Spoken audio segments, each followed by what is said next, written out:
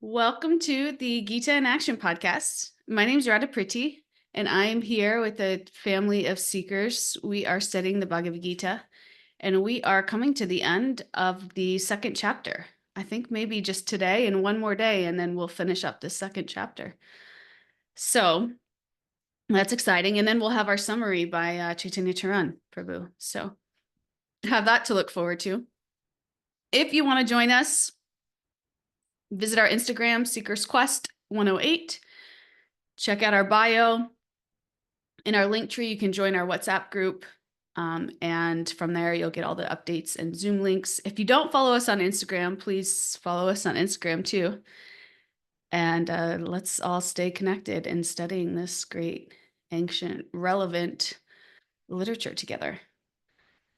So yeah, like I said, we're at the end of chapter 2. We're at text 67. That's where we're going to start today. And before we start, can I just share something with you guys? Because I've been thinking about this since last night. I found this really interesting. We have a retreat check-in. We had a Gita retreat a few weeks ago, or maybe a month ago now. And every week we get with the participants and we have a retreat check-in, and we just kind of talk about how we're doing. And yesterday we were I asked the question. We all kind of share a reflection, and I asked the question, let's share about a problem that we've been having in our lives and what we've been doing to solve it, whether that be material or spiritual, and how that's been working out for us. And so we all shared, I of course shared like how uncomfortable I am with my pregnancy and how I went to the doctor and I thought that I was gonna, show signs that it was gonna happen for me soon, and it just wasn't there. And how let down I was, how I didn't even know how attached I was to that. And then when it didn't get the result I wanted, how, defeated I felt. And everybody shared, their problem. And then at the end, this my friend Michael, who is so profound, he shared like a whole list of problems he's been having in his life. He's like, I'm mad about my job, I'm mad about my, just like all of these things. And then he said, but all of these problems, they really just come down to our strong identity, our strong identification with the mind and body, and thinking that we're the controller. And I thought that was so profound, because right away when he said that, it was like, yeah, everybody's problems that we shared. I'm thinking about how uncomfortable I am here in my pregnancy. And then I'm upset because I'm not where I want to be. It's like, yeah, I'm identifying with my mind and body, and I think I'm the controller. And then that's my problem. That's our problem here in this material existence. And I just thought it was such a profound thing. It just like stuck with me. So it's funny that that's our problem. And then the other thing that was interesting is, the material solutions oftentimes just lead to like, you don't really feel better. Like for my material solution, of course, I come home and watch a Netflix show, and if I'm being honest, 3 Netflix shows. And then I'm like really not feeling happy. One of the ladies miscarried in my Netflix show. I was like, why did I just watch that? That was a terrible decision. And then I got on and I saw that this sangha of mine was like chanting. So I just clicked on and started chanting. And then I felt so much better. It was like just this wave of relief. And it's so funny, we seek material solutions to this problem. And it's like spiritual solutions are always what makes us feel better. That was like, again, another commonality. Like everybody shared, the spiritual solution, that even if it's just like their daily sadhana, about how much easier it made to deal with life's up and downs. And it was really nice kind of sharing that and seeing at a high level how we all have this commonality. We're all so identified with our body and our mind. And then we try to be the controller of it. And then we have all these problems associated with that. And we need to seek these spiritual solutions. That's why we're here, because ultimately that's the only thing that's really going to fix the root of the disease, right? This material attachment, this disease of material attachment. So I just thought that was really interesting. I thought I would share it with you all. So thank you for listening. So yeah, let's go ahead and get right into it. 267. And again, just to remind you, we're still on this question. one of the 17 questions in the Bhagavad Gita that that Arjuna poses to Krishna and asks him the characteristics of a perfected yogi. And there's 4 parts to the question. And my goal is that at the end of this chapter, you guys will all be able to repeat this summary because I say it every time. 4 parts to the questions.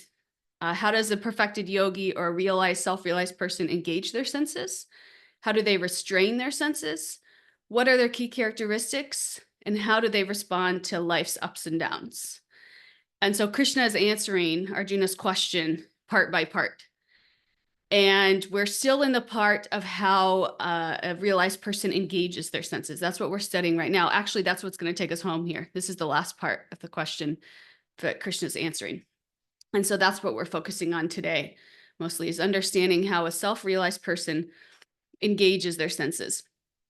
Because again, Arjuna is trying to figure out what this kind of person looks like and acts like and smells like, so that he can determine, would this kind of person fight?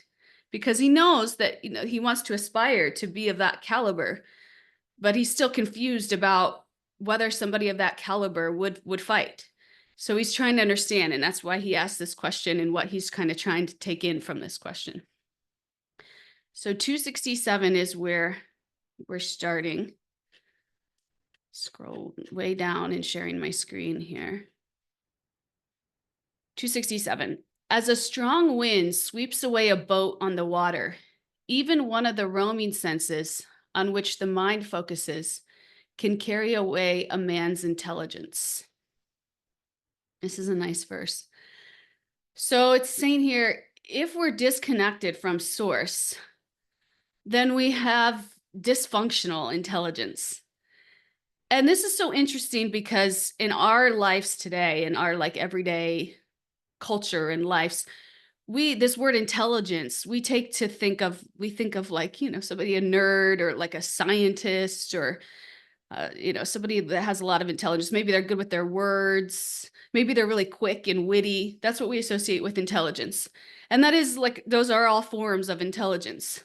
But when the Gita talks about intelligence, it's really talking about someone who understands the difference between matter and spirit and the relationship between both. And not just understands, but realizes to the point where that you experience that in their presence. And Krishna's telling us right now what that would be, a person who is steady in mind because they understand that they're not the body. They don't identify so heavily with the body like we do. So in that, they're not so disturbed by the natural ups and downs that occur in our material existence. And in that, they're very peaceful. They're very controlled. And this is intelligence. This is intelligence as the Gita is defining it, is this kind of person. And this is what we are aspiring to as seekers, as spiritualists, is developing this kind of intelligence. So we try to understand this kind of knowledge and then realizing it through our spiritual sadhana. And this is the process. So we have the soul, we have the intelligence, and then we have the mind and the senses. And we talked a lot about how the senses, they are drawn to sense objects, and then they can pull the mind. The mind becomes preoccupied with sense objects. And if the intelligence isn't refined, if we haven't, been absorbing this spiritual science and really, if the intelligence isn't purified, then the soul can get carried away. The soul gets covered. The soul gets covered by these material impressions. So it kind of skips over the intelligence because the intelligence is corrupt. And therefore the senses pull the mind, and then the soul starts thinking that it gets happy. It gets happiness and pleasure from these material opulences or temptations around us. And that's kind of how it works. And that's the gravitational pull that happens when the senses focus on sensual objects. It pulls, and when the mind doesn't have proper engagement meaning engagement in divinity, through service, through spiritual practices, through devotional service, which is like chanting, singing kirtan. When it's not properly engaged, the mind and the senses come together and create a stormy wind. And that's what's referring to here as a strong wind sweeps away the boat. And the boat is the intelligence. So the mind and the senses come together, they create a strong wind and they pull away the intelligence. If the intelligence isn't properly engaged, if the intelligence isn't purified through these spiritual practices. And in that, if a boat is in the ocean, it's in a vulnerable situation. And the boatman has to be alert. And that's the same thing. Our intelligence, we have to be alert. We're all souls navigating our way through the ocean of material existence, where storms of sensual temptation often occur. And in this ocean, most of the storms are triggered by us. And we talked about this in verses 62, 63. Most of the storms are triggered by our contemplation on tempting objects. And we talked about how just that contemplation alone can lead to degradation of our consciousness. Right? By contemplating, we aggregate our worldly desires and they become stormy, drowning us in degradation and delusion. And this is the process. So if we don't know the danger of the storm and we're swept away, that's one thing. But the Gita repeatedly warns us about the dangers of sensual contemplation. Repeatedly warns us about the dangers that can occur when the senses get attached to sense objects, and then the mind gets completely consumed, and the intelligence is, out to lunch, and the soul just becomes covered with these desires. And this is the danger. But despite all of this, despite knowing this, hearing this in the Gita, we still contemplate sense objects. We still do it. So what we need to do, what the Gita is telling us to do, is it's telling us you have to be conscious of something. Again, we're creatures of desire. We seek pleasure. We're always conscious of something. There's always something going on in our mind, right? So we need to redirect it. We need to redirect it. And this is what will purify the intelligence. This is what will save. Again, the intelligence is the boat that's getting carried away by the mind and senses. So if we can really focus on this, if we can really strengthen our intelligence, purify our intelligence, we won't get swept away by these sense subjects, by these sensual pleasures. So to do that, to purify this intelligence, we need to redirect it.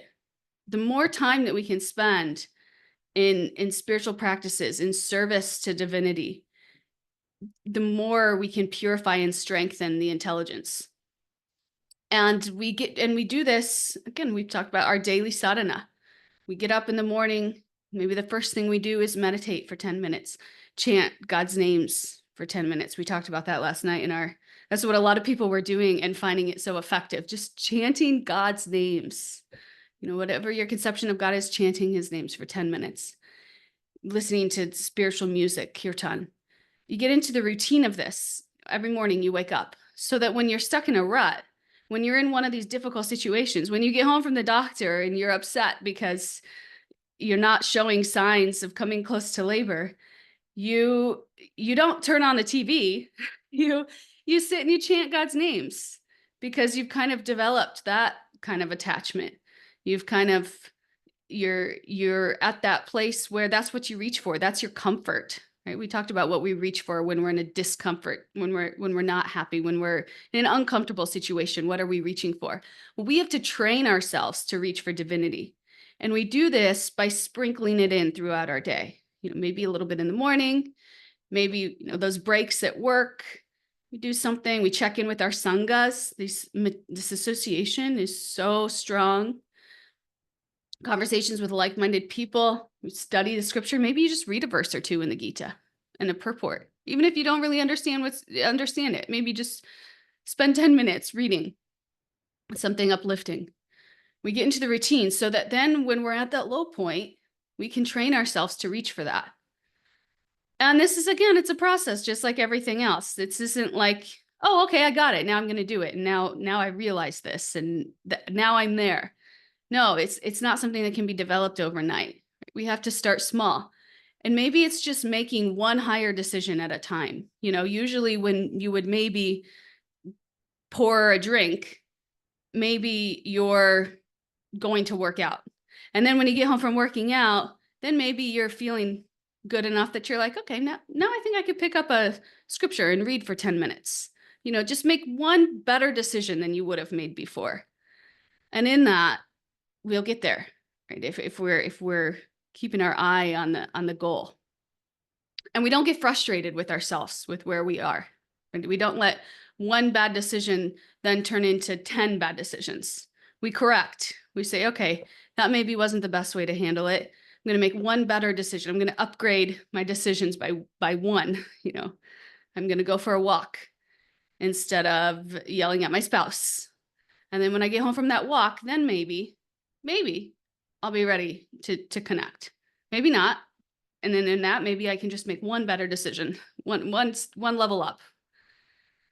And that's the process. And we have to train ourselves because we're conditioned beings, because we've been doing the same things over and over, operating off the same beliefs, the same thoughts, the same feelings, the same behaviors, the same responses, right? We have to kind of intervene and change up those patterns so that we can train ourselves. But it's possible. And that's why we're here. Does anybody want to share anything before I go to the next point? Yeah, I just wanted to say, you were talking about like the drink. I can't even remember, there's like a quote somewhere where Prabhupada says, even if someone who is Oh no, you just went out. Say it again. Even if someone who what? Wait, Mariah, you went out a little bit. Even if somebody what? Is a drunkard. Oh, is a drunkard. Like they drink a lot. Yeah. Can you hear me? Yeah, you said even if somebody tasting that wine is a drunkard. So he said, even if someone is like, yeah, even if they're like in that, and then, but even if they can think, oh, this wine is the taste of Krishna or the taste of God. And then he says, eventually they'll become purified because they'll realize the wine even comes from God and they'll be focused on God. So, it's interesting how just those little habits can change us. Am I out again? No, you're good. You guys are frozen. No, that's good. So if we can change whatever we're doing. Okay. If we're going to the gym or if we can try to see God in what we're doing, which is true because God is in everything, even just trying to cultivate that kind of consciousness can bring us back. Or maybe we go for a walk and we see nature around us and we, like Nild talks about so often, and we feel connected to God in that way. If we could just try to see God more in everything around us, because he is in fact the source of everything around us. Yeah, beautiful. Just like shifting that consciousness, like just like, oh, wait a minute, okay, this comes from God, and just starting there. Even like Prabhupada also talks about, even when you taste water, you're tasting God because it comes from him. But yeah, if you're not there yet, but you were saying taking those small steps, and it just made me think of like how Prabhupada says that, even if a drunkard tastes wine and thinks this wine comes from God, he will make advancement. So really, really so sweet, Yeah, wherever you are, you can make advancement. So don't ever think that you're too low. I've asked a teacher that before too, like about chanting. Like sometimes when I'm feeling really ick or I'm really not in a good consciousness, I'm like, is it disrespectful to chant at that point? And he's like, you're saying you're too sick to take the medicine. You're never too sick to take the medicine. I was like, oh, I guess that's kind of the point. If you ever feel like you're too low to even, you're not good enough for this, or, your ego gets the best of you with these kind of degrading thoughts, we're never too sick to take the medicine. Krishna's always there for us, open and accepting and offering that medicine. That's the mercy of this age. So yeah, it's beautiful. Yeah. Thank you. Thank you. So our mind is constantly looking for what it considers pleasant and present for it to consume compulsively. Again, this is the Gita teaches us, this is the function of the mind. This is what it's going to do. We've all experienced this. It's constantly looking for what's going to bring it pleasure, and it wants that pleasure now. And this is even exploited by today's high-tech materialistic society. We don't wait for anything, and we want to have the utmost pleasure, and that's just the expectation. The sensual stimuli is constantly available. And even, we go to Instagram and we see a beautiful person, and even that beautiful person that, we're enjoying with our eyes has likely been filtered and doctored. And it's like, this is just the way of the modern world and technology. And the mind gets so caught in this craving to consume this sensual stimuli more and more. It becomes like addictive. And then whatever the mind consumes, it's just like wildfire. It just craves it more and more. Even if it can degrade us, it craves it more and more. We have to be so careful in society these days. Turn on Instagram, you're like, okay, I'm just going to look for a little bit. And then 30 minutes later, you're like still browsing. And then 15 minutes after that, you're like, wow, I'm starting to feel bad about myself. But I'm still just browsing this.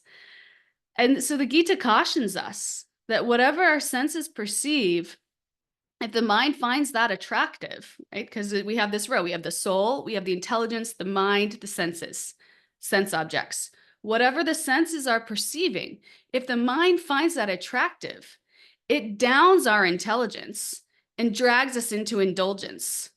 So where we can sharpen our intelligence by engaging in these spiritual practices, by connecting with divinity, we can do the opposite too, by bringing the mind too much to these sensual pleasures, and the intelligence gets like corrupt because it's conditioned. So that's what happens. We start fooling ourselves into believing that these sensual pleasures are actually what's going to make the soul happy, because the soul is influenced by that. The soul at its very core is such an ananda, right? We talked about that in the beginning of chapter 2. It's eternal. It's full of knowledge. It's joyful. It's a part of God. It's divinity. It's a spark of God. But it gets covered by all this material illusion. And this is why this happens, because the intelligence gets corrupt. And the intelligence starts to believe in all of these beautiful Instagram pictures. And if I lived like that celebrity, or if I had a beautiful body like that person, I would be happy and I would get to enjoy so much more. And the soul gets like tricked into thinking that this is real. And in that, the soul's covered. And we don't, those beautiful qualities that are God-like qualities don't get to emanate, and we don't get to really reach our full potential in that, our full potential of these compassionate, loving, kind, content beings. Right? So the Gita teaches us this is what's going to happen to your intelligence if you let it get too pulled away. And society doesn't help at all. In fact, it does the opposite. Society plays up this. It's like, our culture, marketing, it plays this whole thing up. It sees this. Marketing knows this better than anybody. Marketing knows the Gita. Marketing knows how this happened, and they've used it, and they're onto it. Ready? So we have to discriminate by setting up these both physical boundaries and discriminating intelligently, meaning being really conscious about what you're putting your mind into and how much time you're doing that. Right? Physically, we may not be able to escape the mainstream culture, but we can learn to set up a spiritual environment in our vicinity, right? We can set up maybe an altar in our house, a spiritual place where we put spiritual pictures, things that remind us of divinity, things that make us feel connected to divinity. And we spend time at that altar each day, with no phone, no distractions, just focusing our intelligence, our mind on that connection, right? Whether we're singing or we're chanting or we're reading, we spend that time and we create that sacred space in our homes where none of those distractions are around. And the other important thing is spiritual association. People that are going after the same things that you're going after. People that want this same thing. They want to uncover the soul. They're recognizing how much value this provides in their life. And that's a priority for them. And so they're making decisions in their life that are in line with that higher vision, that higher goal. And in that, because we're conditioned beings, we'll pick up some of that, that encourages us, that inspires us. And that's why this association, it's so important. It's so important to get on these kind of Zoom calls, to share, to listen, to connect, because we're doing this all together. And the more that we can do this as collective, the higher we can all get together. This is just the way that conditioned beings function, work. So, and this is where this taking association versus giving association is also super important. We have to be really careful where we're taking association. So where we're hanging out with people that we want to be like, and we're really opening our heart, and we're being vulnerable like we are here in these calls, right? And we're really just soaking up that association versus giving association, and that may be at these family gatherings that we're going to have here in the coming holidays, where we may be around people for long periods of time that there's maybe some things that we don't really want to pick up from them. Right? And in that, we have to kind of create a little bit more of that emotional boundary so that we can kind of protect ourselves a little bit. And we're careful that we're not taking association, but maybe we're just giving association. And being able to discern between that and the appropriate times that we're doing stuff, right? This is intelligence. When are we giving association? When are we taking association? When is it appropriate? And how are we doing that? Because you can give association to you can hang out with people that are materially minded, but we have to be very careful. We have to be careful that we're not getting too entangled in their stories and their narratives and their value systems, right?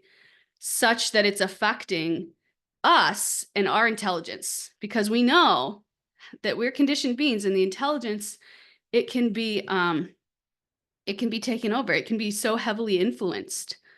There's a word that I keep trying to think of when I think of the intelligence being like conquered. It's a word like that. It could be it's not coming to me, but I picture, like somebody can steal it. It could just be, it's so easy. So we have to be like protectors of it. And this is why we study the Gita too. We study the Gita and we equip ourselves to see beyond appearances. We understand when we get onto Instagram that most of those pictures and videos are fake, right? Or are heavily hijacked. Nice word, Mariah. Thank you so much. I love that word. The intelligence can be hijacked. Yes. Thank you. We need community. Amazing. Thank you. Yeah, the intelligence can be hijacked. So when we get on Instagram and we see all these facades of what's beautiful and what's, you see all those people that are making so much money on Airbnb, and they quit their jobs and they have all this time for their families and they're so happy. And it's like, don't think that they don't have material problems, right? They might have solved one material problem, but don't get, drawn in to thinking that if you set your lives up just like this, you're going to obtain the highest happiness, right? We know better. There may be some truth there. We may be able to make our lives a little bit more peaceful, but don't think that spending all of your time and energy on X, Y, and Z is going to bring you ultimate happiness and fulfillment if it's not connected to God. That's the hijacking of the intelligence. So that's why we read the Gita. It teaches us to be able to see beyond that. We can see that and we can know better, and we can take it for what it is. We can put it in perspective. And this helps us build a natural shield against the facade of material indulgence as we develop a higher taste. So we have to do both. We have to consciously redirect our intelligence, and we have to build these boundaries in our lives so that our mind doesn't get too carried away such that our intelligence gets hijacked. I love this word. Thank you so much, Mariah. Does anybody want to share before we go on to the next verse?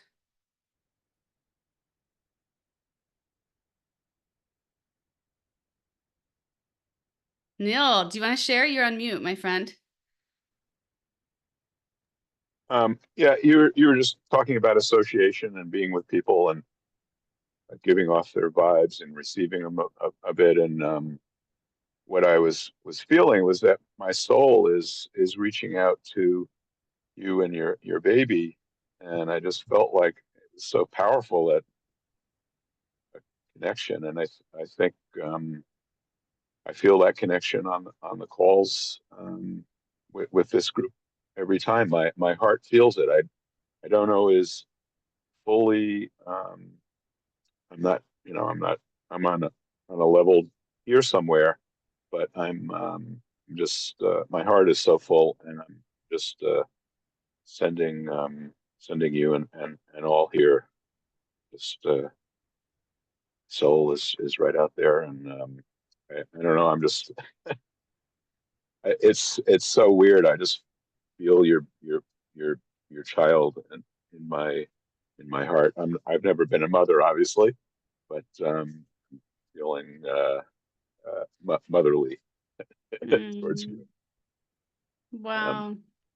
yeah, there's this odd thing that I this weekend I was thinking. I always believe in um, the power of the feminine, and so I know your power is so strong, and yeah, thank you for leading me down this path.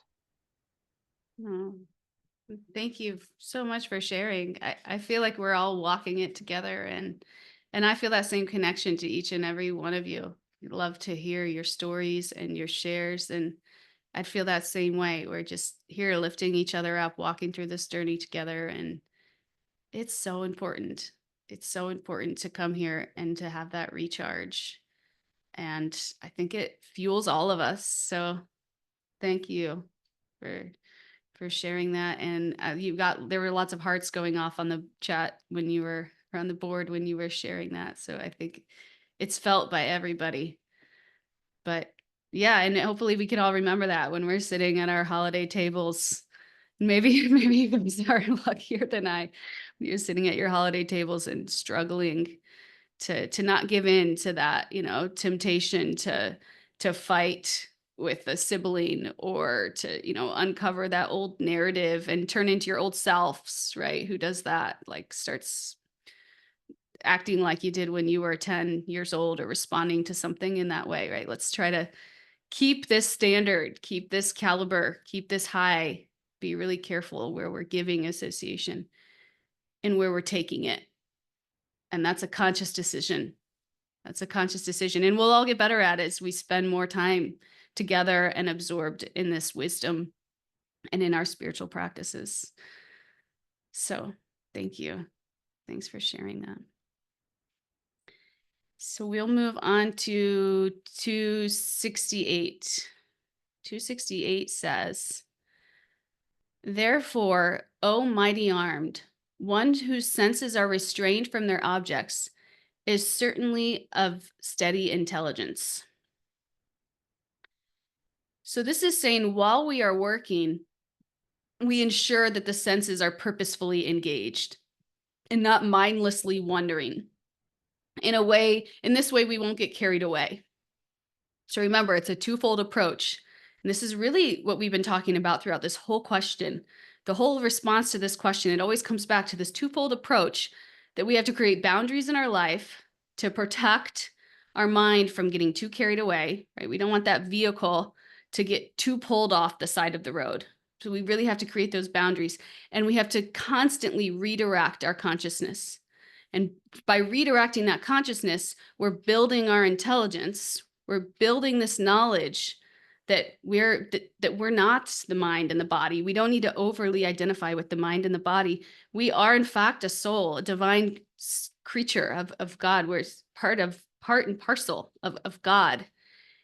And we're reclaiming that identity. And that intelligence is starting to realize that little by little through redirecting the intelligence. By constantly connecting to this source, we're connecting with our actual identity. And in that, realizing who we actually are. And it has to happen over and over, because the mind and the senses are strong and they're constantly pulling us away. And we're immersed in this material environment. So everything around us is telling us different. So we have to consciously redirect. That's the only way. So it's while we're working, we ensure that the senses are purposely engaged, and that the mind is not mindlessly wandering, and we don't get carried away. An example of this would be like if a doctor is treating someone that he finds attractive, or someone that she finds attractive, and they don't see the patient as such because their job is to treat, right? So it's like, we know that the temptation is going to be out there. We know that the attraction is going to happen. It's natural. It's going to happen. And we can't avoid contact. Like, we can't just sit in our house and say, I'm never going to, or I'm never going to turn on a computer, or I'm never going to go outside because I'm going to be too tempted, right? We have to engage. That's part of our service, even, is engaging in this world. But we have to make sure that our intentions override our sensory perception. Just like that doctor who's treating, we have to stay focused on the main thing. And even though these other things are going on in our peripheral, because we're so focused on the main goal, and that's really our highest priority, our highest value, we don't let ourselves get carried away by it. And this happens by this constantly redirecting, building time in throughout our day, building space into our house that's sacred, that's just for this spiritual practice, just for this connection, just this place that I meet with divinity every day and cultivate that relationship, because it's so important. We have to think of these sensual triggers as sparks of sensual desires, right? And they come into our consciousness constantly. And not just physically, not just as we're moving around in the world, but through the internet as well. I mean, the internet, it's for as great it is, it's also, it's a huge vulnerability. We see parents recognizing that, as there's, parents are like scared these days for their kids, and all these limits on the internet for kids, because parents recognize how dangerous it is. But we don't even recognize how dangerous it is for ourselves. We see it's dangerous for our kids, but it can wreak havoc to our own consciousness, and we don't even know it. And this can also be really scary, right? We can take something in and not think much of it at the time, but then later we notice our consciousness focusing on it. Like, I've watched a show the other day, and there was like a murder in the show. And I didn't think much of it at the time, but I went to bed and I had a dream like that was like kind of in line with that. And the next morning I'm like, I can't ever watch that show again. I told my husband, I'm like, we can't turn that on. Like, that was terrifying in my dream. We don't even realize how these impressions are just settling into our subconsciousness and coming up later. And that's dangerous, right? And then it can happen over and over. We can have one sensual stimuli around us, and the memory can just keep playing over and over in our consciousness, inflaming it. So it's these sparks, we think they're just like, oh, it's not a big deal, but we don't really even realize what they're doing to us, to our subconscious. We may not even notice it, and they just get lodged in there, and we don't know when they're going to come up and how often they're going to come up. But this is the way that our minds work. They will come up, right? And we have to be super careful. And the best way that we can protect ourselves is by practicing this bhakti yoga, the yoga of love for God, because the yoga of love for God, it purifies the consciousness, decreasing its sensual flammability. So again, we work it from both sides. We don't want to ignite the matchstick. We don't want to ignite. We want to try to create these boundaries in our life so that we're protecting our consciousness.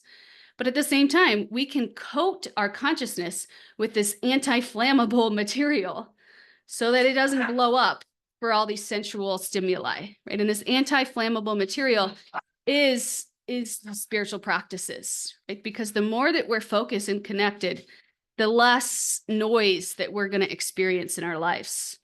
And this is realized people. These are characteristics of realized people that have really built up this intelligence so that it's strong and it's steady, and they've realized it, so that they will go through life and experience ups and downs, but they don't really get pulled away too much. They're very steady. It doesn't change. They're not so pulled by their emotions that they have a bad day and they're coming home taking it out on people around them, right? Because they don't let it impact them that much. They've really cultivated this consciousness that's like anti-flammable. And if you watch them carefully, you'll probably see the decisions they make in their day, the things that they engage in and restrain from. They're probably very deliberate in that. Right? You don't see them getting carried away with all the office gossip. Right? You don't see them, wasting time talking about people or events. They're maybe more quiet, more reserved, more conscious of who they're engaging with and how. They're expert at this, how to take association and how to give association. And that's what we have to become, so that we too can become these creatures of high intelligence and closer to the state of self-realization. Does anybody want to share anything? Anything that came up for you during this? I just want to say it's all so good. And I love the like images that you're portraying, like coding the consciousness, and like it's not flammable, and I don't know, that's just such powerful imagery. And you said something, you said going out into the world, engaging in the world with your intention rather than getting carried away by the sensation. But you said it much better, and I just love that little like intention over sensation. And it's these key words that we can kind of like create mantras in our mind to help us, like for me, to help me get through my day. Because sometimes I like where I work, but it's like you're bombarded by all these external stimuli. And the biggest thing for me right now is just like the music that we put on. It's so like every single song, it's either like a hopeless romantic or it's like overly sexualized, and it's just like it bombards your consciousness, and it's so hard to keep that fireproof, coat my consciousness to like avoid hearing it. But one thing I've been doing is just like even consciously and to like quietly to myself, just chanting while I'm like preparing, if I can, like preparing the meals that I make here. And just trying to consciously like tune out the radio and just like, okay, let me just chant subtly, quietly in my mind. And it helps so much. But yeah, I like that. Can you remember how you said it? Like, yeah, we need to make sure that our intention overrides sensory perception. Yeah, that's so good. I need to remember that. Yeah, we can't avoid the contact. We can't avoid walking through Macy's and hearing all of these songs about sexual pleasures, because it's insane. It's like, and then you hear people like sing up to their kids, because people don't even really understand what they're singing. It's just like a catchy, fun song. And some of the songs are great. It's like, wow, this has a fun tune, and it's like so catchy. But yeah, we're just endorsing this narrative that's what we need to be happy. And then we have this sexual culture that that we hold ourselves to, that it's like this is what we need to be happy. And it can be so destructive. And so yeah, that's what we have to do. We have to make sure that our intentions override sensory perceptions, like that doctor who is treating that patient. You can't deny that that the person that they're treating is attractive, but at the same time, it's not even something that, he may notice it, but then it's gone because he's so focused on this higher goal of treating the patient. And we need to be focused on that, treating our material disease. We're so focused on treating our material disease that as we're getting thrown these stimuli that aggravate the material disease, they just kind of pass through us, pass by, like they're just floating on a river, and we're not engaging because we're so focused. Yeah, thank you for sharing that, Mariah. Thank you. And that spark, that coding the consciousness, that wasn't my analogy. I stole that from Chaitanya Charan, but I liked it too. I liked it too. Yeah, we don't want to light the matchstick. We don't want to light the matchstick, but we also, at the same time, want to coat our consciousness with this anti-inflammatory, so that these sparks don't inflame us, because the Gita says they will, and they will. We've all experienced that. If you haven't, you probably will at some point, that you've gone too overboard in some kind of sensual stimuli, that you've noticed that it's affecting your life in a negative way. Yes. And that's what we're trying to prevent here. Yeah. Thank you. Does anybody else want to share? I can't really put my hand up. It's hard to press the little button. Oh no, Trevor, your service is not great.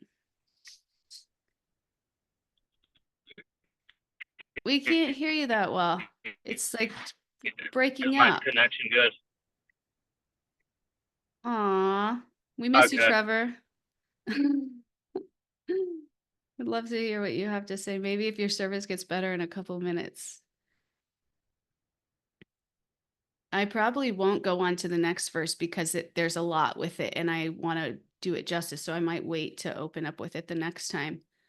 So if anybody else wants to share anything before we end for the day, I'd love to hear. Maybe Brittany? Brittany, we haven't heard from you in a while. Love hearing from Brittany. Oh, I'm sitting here marinating on it. I'm still stuck on the anti-inflammatory for the sensory flames and the sparks. I'm thinking about how my daily sadhana is like putting on that anti-inflammatory and it kind of wears off over time, you know? But I love that visual. Also thinking a little bit about how I could probably do a little less phone time. You know, maybe I'm particularly attached, but at the same time, just thinking about different aspects and areas of my life where I could add a little bit more of that anti-inflammatory and engage a little less in the sensory fire. So thank you for that. Oh, that was great. Yeah, thank you. Thanks for sharing. Yeah, even just noticing, like taking inventory for a day of what you're doing to relax or unwind or oftentimes numb out, and then how you feel after you do it. Sometimes just doing that, like maybe even journaling about it. You know, today I came home from work and I watched TV for 2 hours. How did I feel at the end of that? Today I came home from work and I went to a kirtan. How did I feel at the end of that? You know, and just being a little bit more mindful of that can maybe help us to make more decisions that will be in line with developing that anti-flammable coat, which I love you said it wears off. It 100% does. We really, until you get to the point where it's so dang thick that you can afford, you know, and at that point, you're probably, when you're not in, you're probably engaged in so much service for divinity that you're still even called putting the coat on when you're not engaged in maybe your practices. But yeah, we have to be mindful. Thank you. Oh, that's good. Save is like a super thick coat of it, right? Yeah, and it works that way. You know, we engage in seva and it fuels our sadhana, and then our sadhana fuels our seva. But we do have to be mindful too that we're not in so much seva that our sadhana is weakening, because the sadhana really fuels the seva and vice versa, and it keeps our intention clear. You know, we want to make sure we're not getting, sometimes we can serve out of just, you know, trying to feel good about ourselves, or we are doing service for other people and we're really tied into what they want. And in that, unless where sadhana is really purifying our intelligence, that's what keeps our service in line. You know, that's what keeps our consciousness high when we're doing service, and keeps our consciousness aligned with the intent of service, and not getting us more entangled in the body and mind and vehicle and relationships with others. So it's really important at this stage in our practice that we're doing both. Yeah. Thank you. One more share before we end for the day.